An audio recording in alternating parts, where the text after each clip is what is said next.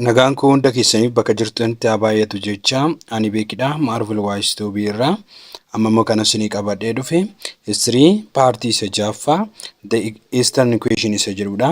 Egaa the Eastern Equation kan jedhu kun American Civil War itti aaniti kan inni jiru yoo viidiyoo isa duraan ilaaleen duubatti deebi'uudhaan the American Civil War kan jedhu ilaaluu hin dandeechu. Linkiisaa description irra isiniifan kaa'achuudha. Gara barumsa keenya irratti haa dabarru.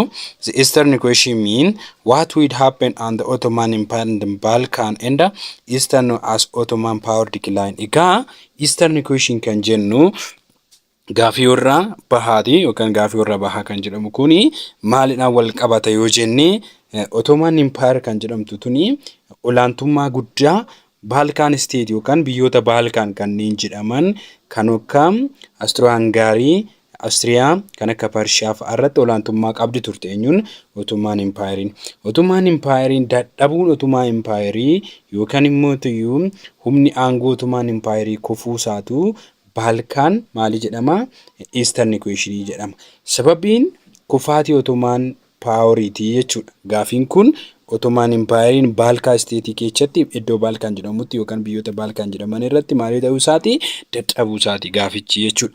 In the Balkan, the Ottoman Empire was surrounded by the military of Balkan national movement backed usually by Russia. Egaa Balkan state biyyoota Balkan jedhaman keessatti Ottoman Empire maalidhaan sodaatame military humna waraanaa Balkaniin sodaatame jechuun Balkan nationalistoonni Balkan yookaan sabni Balkan uummanni jaalala biyyaa qabu Balkan keessatti maalii godhanii Ottoman Empireedhaaf sodaa ishee turan jechuudha. Ottoman Empire isaan sodaachuu jalqabde Balkan military.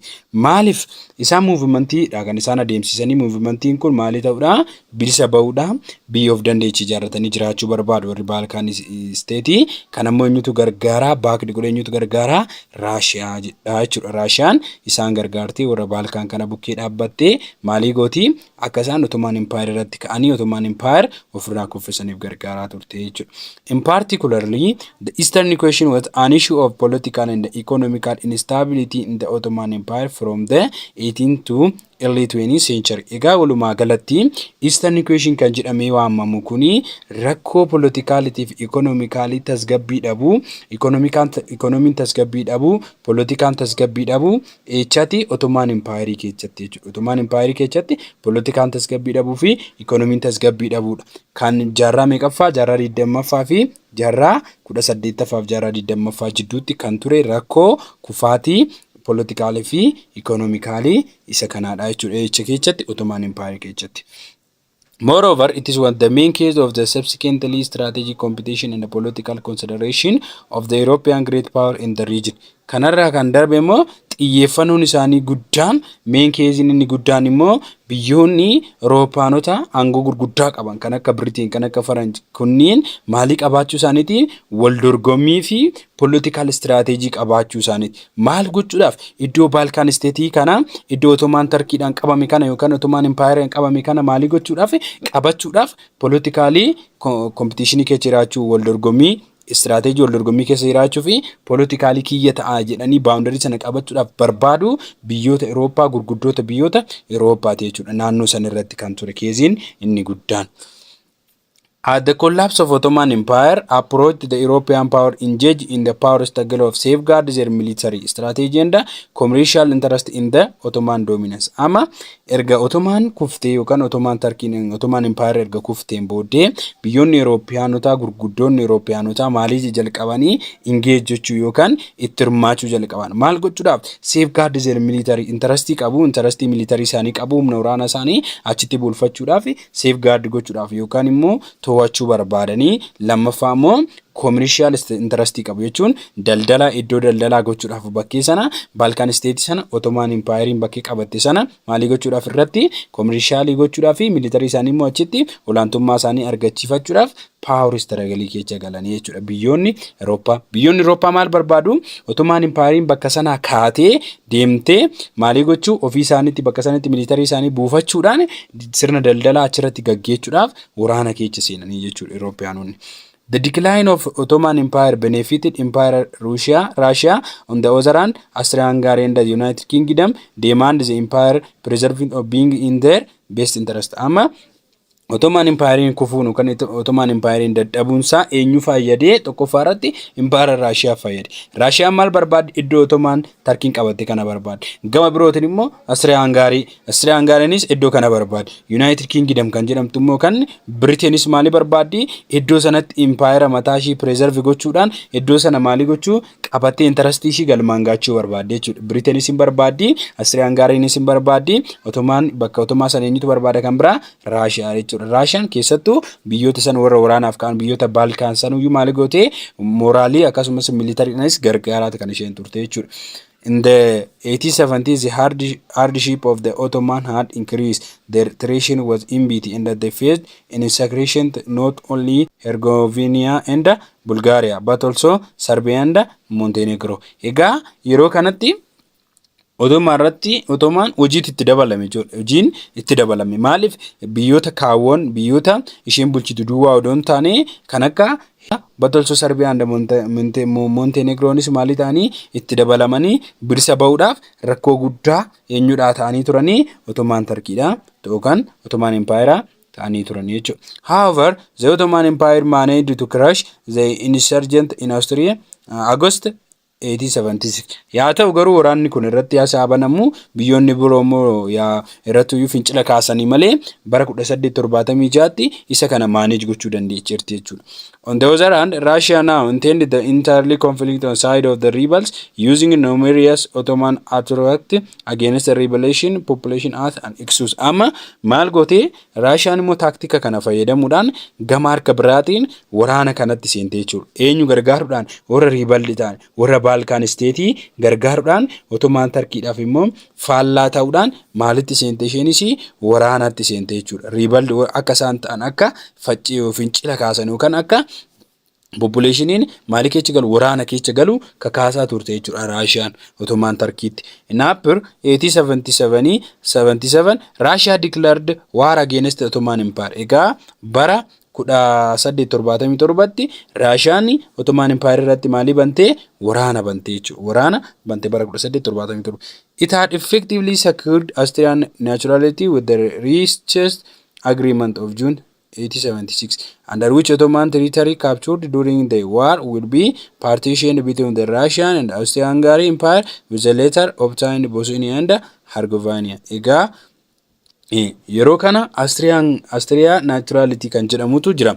Austria fi Russia jidduutti maalitu farramama agreementii tokko rich stand kan jedhamu agreementiin yookaan waliigaltee tokko irra gaan waliigaltee tokko irra kan gaan bara 1876 irratti waliigaltichi maal jira Ottoman Empire territory isheen qabatte Ottoman Empire kan qabattee jirtu sana yoo maal goone yoo qabanne yookaan yoo captured goone harkatti galfanne maali goona addaan qooddanna iddoo sana eenyutu addaan qooddata Russia fi Austria-Hungary addaan qooddata lafti hafe immoo eenyudhaaf qooddama Bosnia fi Herzegovinaadhaaf qooddama jechuudha. Bosnia fi Herzegovinaaf hin qooddama jechuudha. Lafichi kan hafe sun jechuudha. Kanaafuu waliigalteen richest agreement jedhamu kan bara 1876tti mallattaa'effame maalidha yaadni isaa Austrian neutrality dha jechuudha. Austrian neutrality jechuun Austrian waraana kanatti hirmaattu eenyuun gargaartu Ottoman Turkiin gargaartu isheen cal jetteetuma kan isheen laaltu Russian nattee lafa sana hin waraanti erga lafa sana qabatte immoo Austriaadhis maali gooti lafa qooddiifi jechuudha.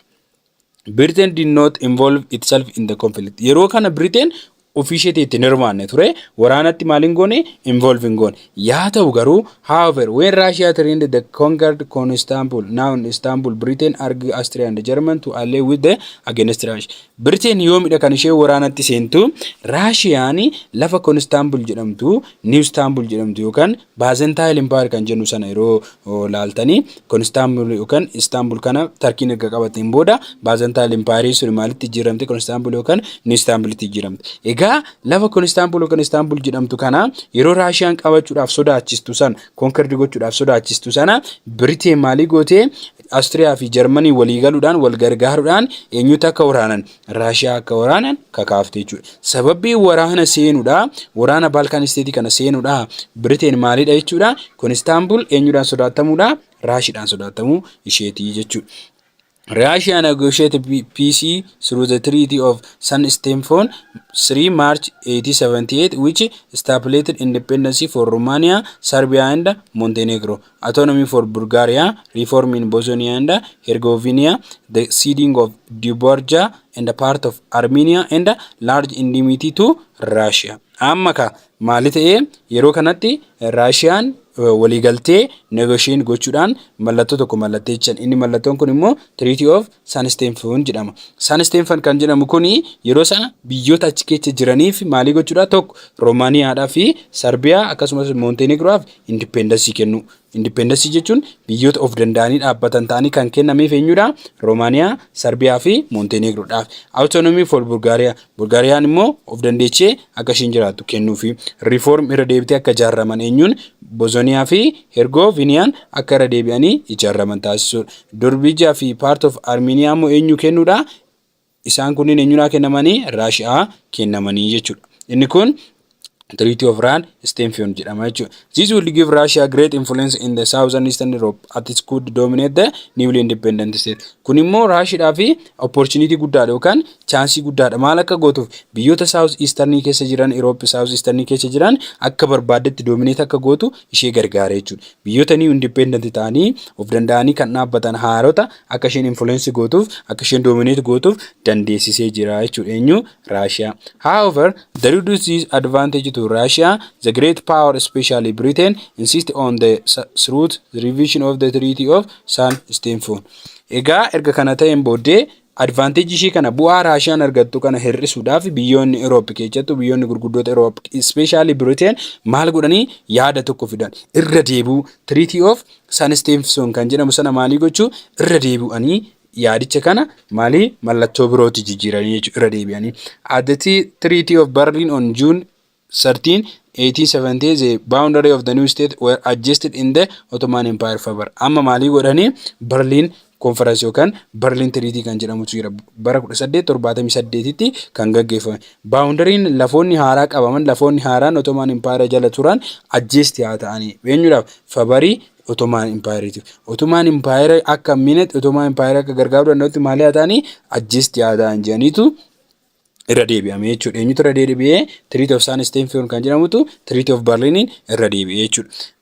Bulgaria was divided into two states, Bulgaria and Eastern Rumelia, as it was feared that a single state will be subsequently to Russian dominance. Amma maal jedhan seetanii Bulgaria kan jedhamtu tana bakka lamatti kan isaan qoodan divide into two. Bakka lamatti qoodan Bulgaria fi Eastern Romania jedhanii. Sababbiin isaan kana godhaniif maalidha? Russiaanii biyyi tunni lama walitti bakka tokkotti kan jiraatu ta'e Bulgaariyaa fi Romaaniyaan single state taatee yoo kan jirtu ta'e ishiin salphumatti dominate gochuu dandeechi yookiin salphumatti bituu dandeechi waa'ee ta'e. Salphumatti bitti waa'ee ta'e yoo lama ta'an immoo tokko qabattu tokko diduu danda'a waa'ee ta'e jedhanii Bulgaariyaa bakka lamatti qoodan. Bulgaariyaan lafa Raashiyaatti dhiyaatee jiru jechuudha. Bosnia and Herzegovina were transformed to Austrian control. Egaa Bulgaariyaa fi Herzegovinaan immoo harka eenyutti kennamanii Austriyaan akka control gootu kennaniif jechuudha. Later, Austria-Hungary took advantage of the Ottoman crisis. They annexed the two provinces in 1980. Kanarraa kan darbe immoo Austria-Hungary immoo maalii goote lafoota kanneen lamaan Bosnia Herzegovina kan jedhaman kanneen maalii gooteerti harkatti qabatteerti. Isa kana advantage ishiiti. Crisis-in Ottoman Empire keessatti rakkoon Ottoman Empire keessatti ka'e Austria-Hungaryidhaaf lafoota kana lamaan akka qabaattu province kana lamaan akka qabaattu ishee gargaaree jechuudha. This act outgrade pan-Slav nationalism in Serbia. Egaa lafoonni lamaan sunniin eenyudha Austria-Hungaryidhaa kennamuun pan-Slavian nationalist kan jedhaman Serbia keessa kan jiran immoo maalii godhee hin aarsee jechuudha. Maaliif who had long seen Serbia and anticipated in merged Bosnia in union of Southern Slavia. Isaan kan isaan barbaadan maalii gochuudha Bosnia tana Southern Slavia kan jedhamtu itti makanii jiraachuudha kan isaan barbaadan walitti qabanii jiraachuudha kan isaan barbaadan. Akka Austria-Hungarian Bosnia qabaattu hin barbaadanii jechuudha warri Serbia. Inni kun First World War-dhaaf keejii ta'aa sirriitti bakkee kana hubadhaa. This eventually became an immediate case of World War First. Egaa inni kun maalidha jechuudha Serbiyaan akka Bosniyaan Awustiriyaa-Hangaarii jala galtu hin barbaaddu jechuun Awustiriyaa-Hangaariin akka Bosniyaa qabattu hin barbaaddu Serbiyaan. Serbiyaan kan ishiin barbaaddu yuuniyeenii taatee Isleeviidhaaf Saawuzan Isleeviidhaaf akka Bosniyaan walitti makamtu barbaaddi. Kanaafuu Bosniyaa fi Serbiyaan akka wajjin jiraatan Serbiyaan barbaaddi. Garuu biyyoonni Awurooppaa maalii godhaniiru Bosniyaa tana Awustiriyaa-Hangaariidhaa kennaniiru. Inni kun hin barbaaddu. Kun immoo this eventually become immediate case. Waraanni kun waraana addunyaa jalqabaatiif bu'aan inni jalqabaa bu'aan inni daddafee akka waraanichi itti seenu immediate case kan jedhamu isa kanaaf maali inni Bosniyaa fi Awustiriyaa-Hangaarii fi Serbiyaa jidduutti sababa Bosniyaatiin wal dhabuu isaaniiti jechuudha. German draw away from Russia and become closer to Austria-Hungary with whom it concluded the dual alliance in 1879. Egaa German immoo maalii gootee Raashiyaadhaan walii galuudhaan amma Germanii fi Raashiyaan waliif maalidha isaanii waliif diinummaa qabu mitire erga kana gooteen booda Germanii fi Austria-Hungary walii galuudhaan maalii gochuutti ka'anii dual alliance yookaan immoo waliigaltee lamaanii yookaan immoo wal gargaarsa lamaanii bara 1879tti bira ga'an jechuudha. Austria-Hungary fi German jechuudha. Germans was also closely allied with the Ottoman Empire. Kanarraa fuudhan German immoo ammas maal gooti sadaffaa Germanii fi Ottoman Empire walii galuudhaan close wal gargaaruudhaaf walitti dhiyaatanii waliin mari'atanii wal gargaara jedhanii walii galan jechuudha. In return the German government took over the reorganization of the Ottoman military and financial system. Kanarraa kan ka'e German government Ottoman Turkiitiif military fi financially maalii gochaa ture reorganize ta'ee irra deebi'ee akka of ijaaru gargaaraati kan inni ture jechuudha. It received several commercial concessions, include permission of build the Baghdad Railway, which is secured for them access to several important economy market and opened the potential for German entry into the Persian Gulf of area, then controlled by Britain. Amma kun maalita area German Ottoman Empire keessatti maaliin hirmaate gaafa naan jettanii commercial yookaan daldalaan baay'ee hirmaateetti keessa darbuudhaan immoo heeyyama ijaarsa karaa Baghdad kan jedhamu railway yookaan daandii baaburaa Baghdad jedhamu ijaaruu akka dandeechu Ottomaanii eenyudha kenniteetti Germaniif heeyyama kenniteetti. Heeyyamni kun immoo isheedhaaf daldala irratti akka sirriitti hirmaattuu fi akkasumas immoo German gara Gulf of Persian Gulf of area keessatti akka isheen sirriitti hirmaattu ishee gargaara jechuudha. Economically akka isheen gabaa ishee sirriitti adeemsifachuu dandeechu gargaareera. Persian Gulf area irratti immoo akka isheen hojii ishee sirriitti taasistu gargaareera. Kun immoo deebi'ee Baghdad kun eenyudhaan qabamee control kan ta'e eenyudhaan Britain harka galfatte jechuudha. Britain tu harkaa fudhate booda. German interests were derived not only by commercial interest but also by burgeoning rival with Britain and France. Egaa German kan ishiin barbaaddu daldala ishee achitti adeemsisuu qofa miti jechuudha. Sirna daldalaa ishee interestii daldalaa ishee galmaan gaachuu duwwaa miti kan ishiin barbaaddu. Kanarra darbuudhaan olaantummaa eenyurratti qabachuu barbaaddi erga waraana warra diina ishee ta'an Britain fi Faranjii irratti olaantummaa qabaachuu barbaaddi jechuudha. German daldala duwwaa miti kan isheen achirratti barbaaddu. Maali barbaaddi? Britain fi Faranjii irratti diinota ishee lamaan irratti olaantummaas qabaachuu barbaadde jechuudha. Meanwhile Britain argued to its intent coordinate with the French in 1804 thereby resolve difference between the two countries over international affairs. Amma Britain fi Faranjii walii galanii bara 1904tti intent cordial kan jedhamu meequdhaan yookaan dhaabbatan jechuudha. Wal gargaaruudhaaf intent cordial. Kana yoo godhan garuu rakkoo isaan jidduu ture international affairs yookaan rakkoo walii galaa akka addunyaatti isaan jidduu ture lamaanuu maalii gochuudhaan resolve gochuudhaan furuudhaan keessattuu Moroccan crisis kan jedhamu jira rakkoo akkasii furuudhaan maalii godhanii jarri lamaanii intenti cordial intenti wal gargaaruudhaaf dhaabbatan jechuudha. Britain also made peace with Russia in 1907 with Anglo-Russian intent. Itti dabaluudhaan Britain ammas waliigaltee nagaa Raashiyaa wajjin bara 1907tti mallatteessite. Inni kun immoo Anglo-Russian intentidha jechuudha. Anglo-Russian intent jedhama. Kanaafuu Britain Faranjii fi Raashiyaan amma waliigalanii jechuudha.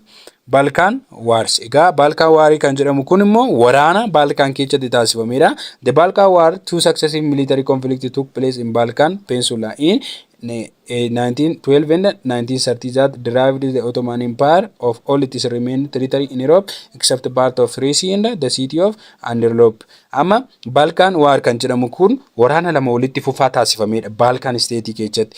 Balkan Peninsula keessatti yookaan biyyoota Balkan keessatti bara 1912 fi bara 1913tti maalii kan taasifamedha waraana walitti fufaa lama kan taasifamedha. Jechuun Ottoman Empire biyya isaanii keessaa baasuudhaaf Ottoman Empire biyya isheen qabde sanirraa baasanii wanno gochuudhaaf jechuudha irraa hari'achuuf jechaan alatti except Thrace fi Alroop kan jedhamu. Egaa Ottoman Empire yoo biyyoota Balkan State kana gallakkisteeyyuu Thrace kan jedhamuu fi City of Androp kan jedhamu gallakkisuu hin dandeenye jechuudha.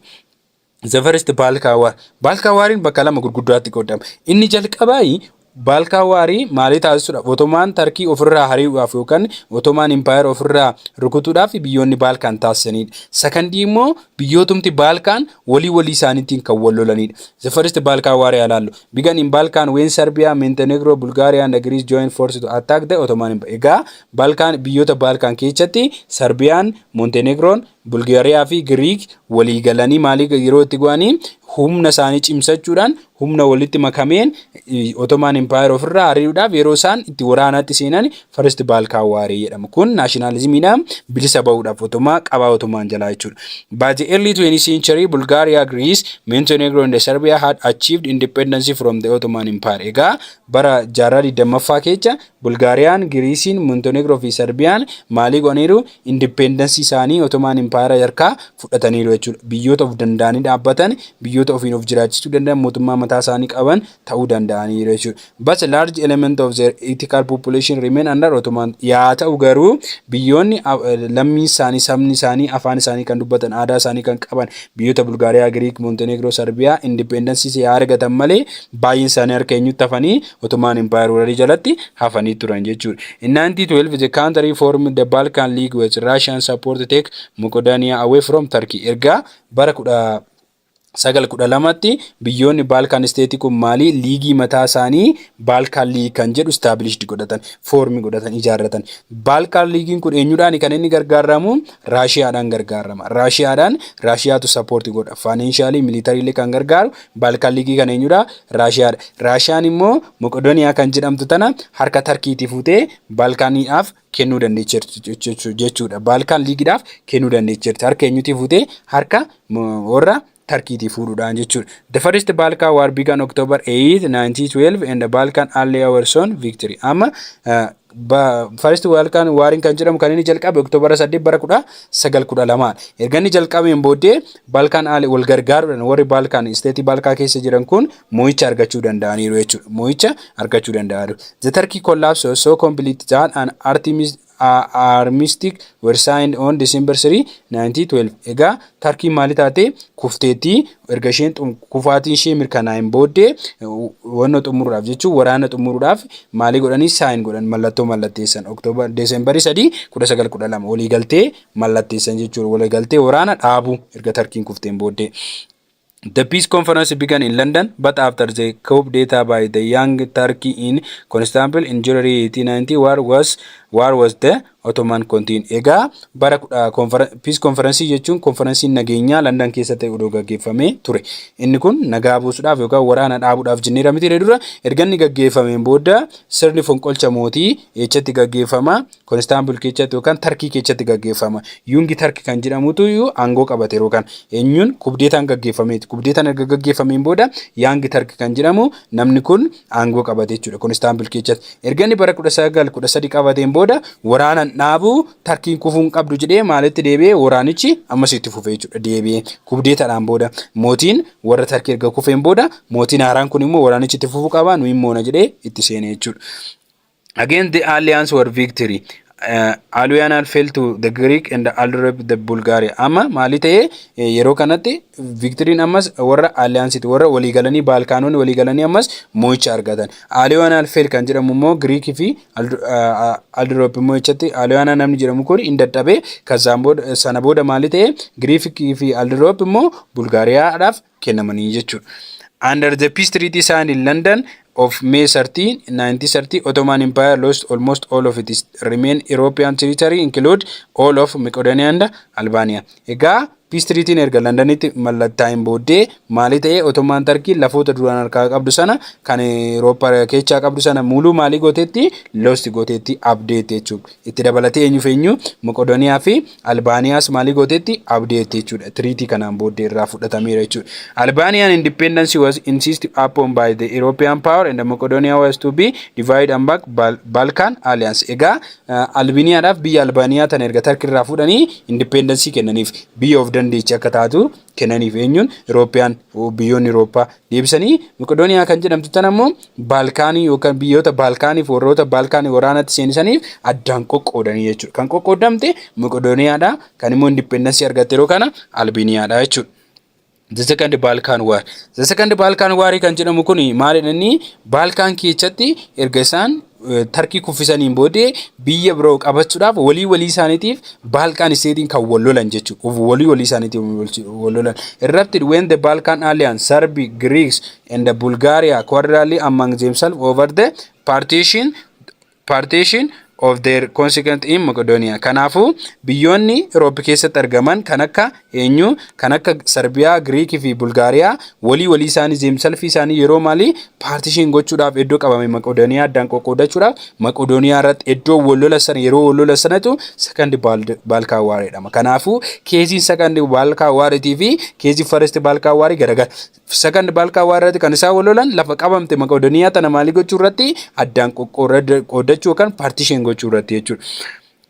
The result was resumption of hostility between Bulgaria on the other hand and the Serbia and the Greek which had joined by Romania on the other hand. Egaa waraana kana gaafa wal lolanii waraana secondii kana irratti Romaaniyaan Bulgaariyaa kan jedhamtu garii tokkoon Bulgaariyaan kophaa isheetii harka birootiin immoo eenyudha Serbiyaa, Giriikii fi Romaaniyaan walitti makamuudhaan waraana gara birootiin irratti banu eenyurratti Bulgaariyaa irratti. Kanaafuu biyyi tokko Bulgaariyaan biyyoota kana sadan Serbiyaa, Giriikii fi Romaaniyaa biyyoota maalii jedhaman biyyoota Balkan State kanneen walitti yookaan immoo wal lolli ka'aa jechuudha. So Serbia and the Greeks allied against Bulgaria and then war began on the night of June 1930 when the King Ferdinand of Bulgaria ordered his troops to attack Serbia and the Greek force on Macedonia. Egaa Serbia fi Greekitu wal gargaaruudhaan eenyuudhaaf faallaa ta'u Bulgaariyaadhaaf faallaa ta'u isheen diinatti ta'u jechuudha. Serbia fi Greekituun maal godhanii yeroon isaa halkan tokko aduu 20 fi aduu 30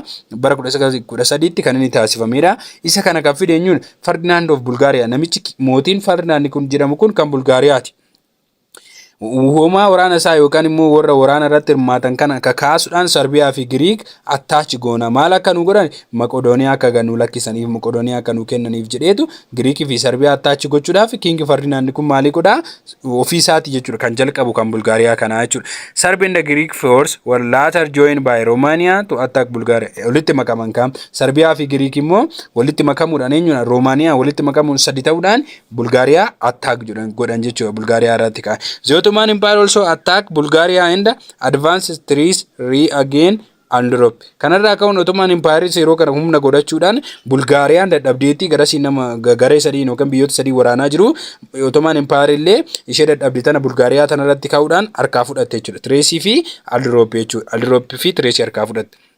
On June 30, the conclusion an armistice to end hostility and the Treaty of Bucharest was signed between the compact August 10 1930 erga kun ta'een booddee barma sana Juulaayii 30 jechuudha maali ta'ee armistice yookaan waliigaltee waraana dhaabuu jara kana sadan biyyoota kanneen jidduutti mallatta'e jechuudha. Inni kun treaty maalitti jedhama Bucharest War was signed ama Bucharest kan jedhamu kana jechuudha. Inni treaty Bucharest jedhamu kun inni kun eenyutu mallatteessaa Serb, Romaaniyaa fi Bulgaariyaa waliin ta'uudhaan waraana dhaabuudhaaf kan isaan mallatteessan jechuudha. Mallattoo kana irratti under the term of the treaty Greek and Serbia divided most of Macedonia between themselves leaving Bulgaria without only small part of the region. Egaa kan isaan irratti wal lolan Macedonia qoodachuuf jenne mitire Greek fi Serbiyaan paartii isa guddaa fudhatan.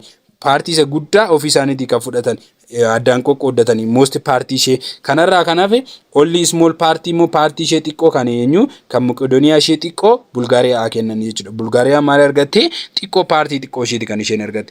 The Balkan War marked by ethnic clannists with the all party being responsible for the grave attack against civilian. Egaa Balkan Warin kun maalidha inni mallattoo akka mallattootti ilaaluu dandeenya jechuun itikaalii lammiin olii galee warra isarratti ga'e sana warra isarratti aangoo agarsiisuudhaaf ba'e sana irratti against ta'uudhaan siviiliyaaniin biyyi isaanii nagaa isaanii eeggachuu akka danda'aniif mallattoodha jechuudha. As a result of Balkan War, Greek gained southern Macedonia as well as the island of Crete. Amma Greece maali argateeti Southern Macedonia argateeti Balkan War sababa Balkan Waritiif maali argateeti Southern Macedonia Iceland Cyprus jedhamtu kan immoo Iceland biroos argachuu dandeesseerti jechuudha. Serbia gained the Kosovo region and extended into northern and central Macedonia. Egaa Serbiyaan immoo maal argatte Kosovo kan jedhamu lafa iddoo naannoo Kosovo jedhamuu fi Macedonia irratti immoo gara naannoo kaaba isheetii fi jiddu galeessa isheetti babal'achuu dandeesseerti jechuudha. Gara kaaba isheetii fi jiddu galeessa isheetti babal'achuu dandeesseerti jechuudha. Albania was made an independent state by German prince. Egaa Albaniaan yeroo sanirraa maaliif taateetti independence biyya of dandeechi taatee dhaabbatteetti. Kana kan godhe immoo mootii Jarmanii jechuudha. Mootii Jarmantu Albaniaan independent taatee akka ta'e godhe jechuudha. The most alarming aspect of the war was the growth of tension between Austria-Hungary and Serbia. Egaa amma kanafi waraanni guddaa fi waraanni sodaachisaan most alarmii kan ta'uuf waraanatti kan isaan dabarsee kennuu danda'uu fi sodaanni guddaan kan guddachaa dhufe Austria-Hungary fi Serbiyaa jidduutti waraana ture jechuudha. Eenyu barbaadu jarri lachuu Bosniyaa barbaadu jechuudha. Isa the immediate case of first world war jennee kan kaafnuu dandeenyu isa kanaadha jechuudha. Austria-Hungary fi Serbiyaa jidduutti waraanni guddaan tokko hafeera, tensionii guddaan sodaa guddaan tokko hafeera jechuudha. Serbia had extensively claimed upon Albanian territory. Egaa Serbiyaan echa qabateetti Albanian territory amma tokko maalii gooteetti harkaan qabateetti claim gooteetti jechuudha. Having obtained an assurance of German support, Austria-Hungary delivered an ultimatum on October 17, 1930 force Serbia to withdraw from the Albanian borderland. Egaa duratti maal jenneera Serbiyaan Albaniyaa qabateetti himti. Yaa ta'u garuu Austria-Hungary Germaniin gargaaramtee waraana eenyurratti deliver goote waraana irratti banuuf Serbiyaa irratti maal gochuudhaaf lafa isheen Albaniyaa borderland lafa daangaa Albaniyaa qabamee jiru san eenyudhaan Serbiyaadhaan qabamee jiru san akka isheen gallakkiftuuf Serbiyaan lafa Albaniyaa qabatti san akka gadi lakkiftuuf Austria-Hungary Germanii walii galanii maalii gochuu jalqabanii waraana irratti banuudhaaf jechuudha. The conflict between Austria-Hungary and Serbia were aggravated by the assassination of the Austrian Prince Franz Ferdinand by Serb nationalists named Gavrilo Prince on June 18, 1994 Sarajevo, capital of Bosnia. Amma waraanni Austria-Hungary fi Serbiyaa jidduu jiru baay'ee kan inni ho'e yookaan aggregate walitti qaba yookaan immoo waraana kana kan kakaase yookaan waraana kana kan ho'ise yookaan immediately waraanni kun akka cimu kan taasise ajjeefamuu mootii Austria kan ture eenyudha Franz Ferdinand kan ture. Franz Ferdinand kun mootii Austriyaati. Eenyudhaan ajjeefamee Serb nationalism lammii biyya eenyutiin Serbiitiin kan inni ajjeefame. Namichi kun Gavrilo Prince jedhama. Gavrilo Prince kun eenyu ajjeese Franz Ferdinand eechatti Sarajevo capital of Bosnia keessatti eenyu ajjeese namicha Franz Ferdinand jedhamu kana Gavrilo Prince lammiin Serbii kun lammii Austria yookaan immoo ittaana mootii ittaanadha jechuun nama kaadhimamummaarra jirudha mootiidhaaf fuudhaaf Austrian Prince Franz Ferdinand kana ajjeese jechuudha. This action convened Austria-Hungary to attack Serbia to crush Serbia independent of the only solution. Egaa inni kun immoo ajjechaan nama Ferdinand kuni maaliif di Austria-Hungary akka Serbia attack gootu godhe Serbiyaan immoo independence ishee solutionii independence argachuun Serbiyaadhaaf solutionii akka ta'e solutionii inni guddaa waraana kana dhaabuu danda'u eenyuun Serbiyaadhaaf independence kennuu akka ta'e walii galan jechuudha. The invasion of Serbia by Austria-Hungary led the first world war. Egaa Serbiyaan miidhamuun yookaan Serbiyaa irratti waraana irratti banamuun eenyudhaan Austria-Hungaryidhaan. Austria-Hungarytu Serbiyaa irratti waraana banee qabachuudhaaf jechuudha. Gaafa kana inni kun garamitti geechee gara First World War itti geechee jechuudha. Sababiin gara First World War itti deemte addunyaan Austria-Hungary maal irratti waraana banuudha? Serbiyaa irratti waraana banuudha jechuudha. Kun the last part of unit 1 dha. Unit 2 itti fufna. Yaada qabaattan, komentii qabaattan nu kaa'uu dandeessu. Amma dhumaatti waan hordoftaniif guddaa galatooma.